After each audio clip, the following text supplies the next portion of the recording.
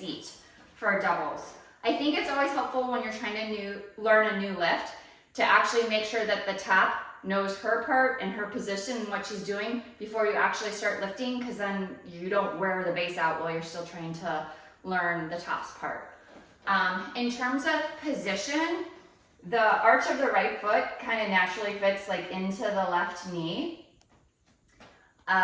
Hips should be square, shoulders should be square, and then the arms are up. If you ask me, oh, is it a V, is it straight up? Whatever your team does, if you're going into a doubles line, you all have to be the same. There are some teams that if they're coming from right to left, they'll actually like be a little bit open to the crowd, but you want, if it's a doubles line, you want all of your seats to look the same. I usually am pretty straight up, and one of the reasons is when you progress and you go seat drape handstand, I don't want to have to adjust my arms. I want my hands to be about as far apart as Corey's hand through the crease of Corey's elbow. And so that's a nice position to get used to doing. In terms of actually doing the move, even if the top is smaller and you can muscle her up and you can lift her, that's kind of a bad habit to get into when you're learning. And so no matter how small your top is, always make her do her part and make her do some of the work. And so going into a seat actually feels like kind of standing on a chair. And so if Corey actually had my left foot, I would be going up and hitting my position.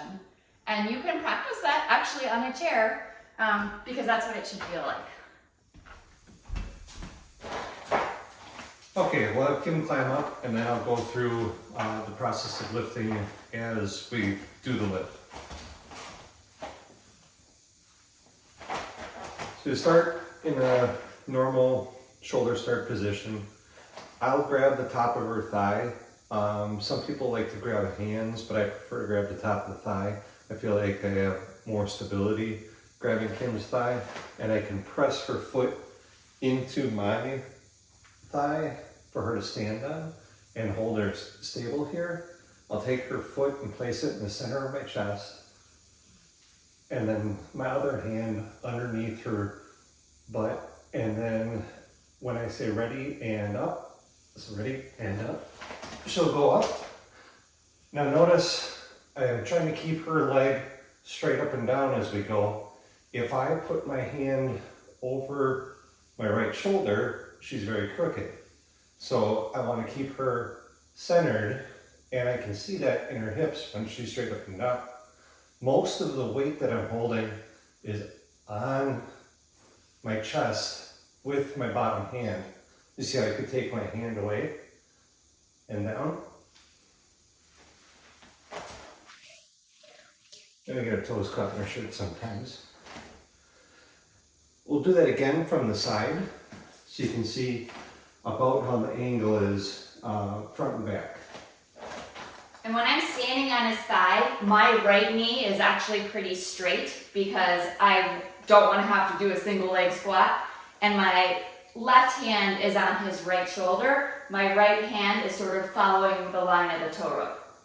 When we go up, I don't push to lift her. She stands on her foot and I follow along and guide her. Ready? And up. Now I'm slightly leaned back. If I'm to lean forward, Kim starts to feel like she's going up the front.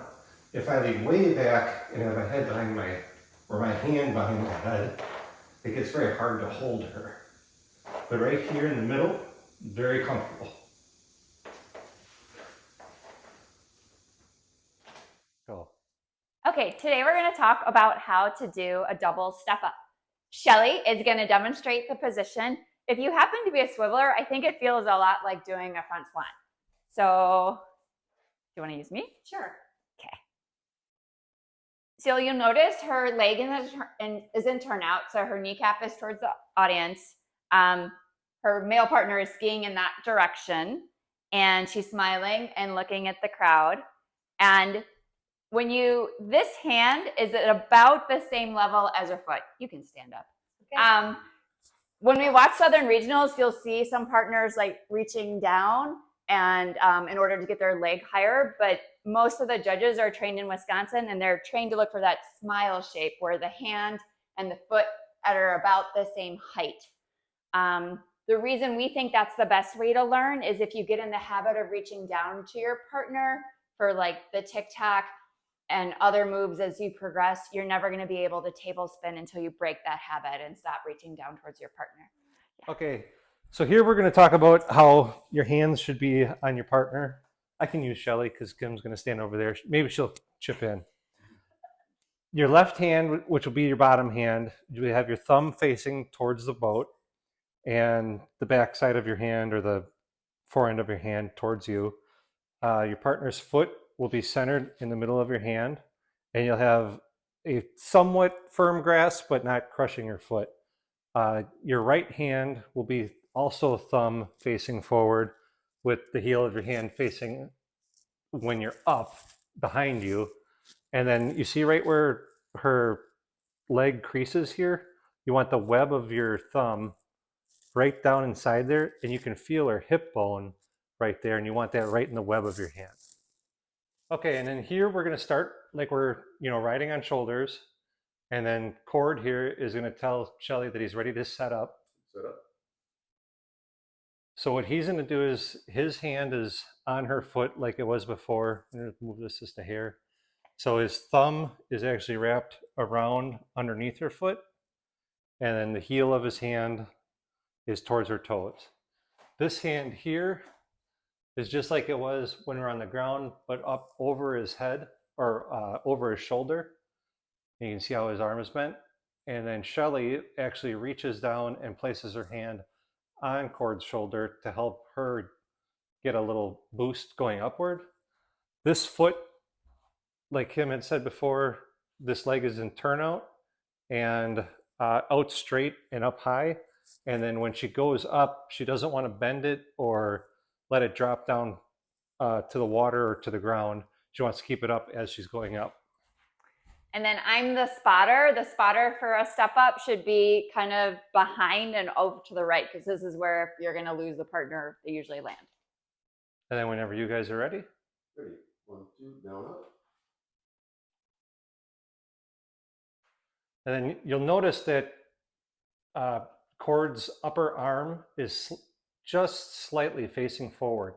So that keeps Shelly in a nice alignment with her leg. And there's almost a triangle right here that balances really well.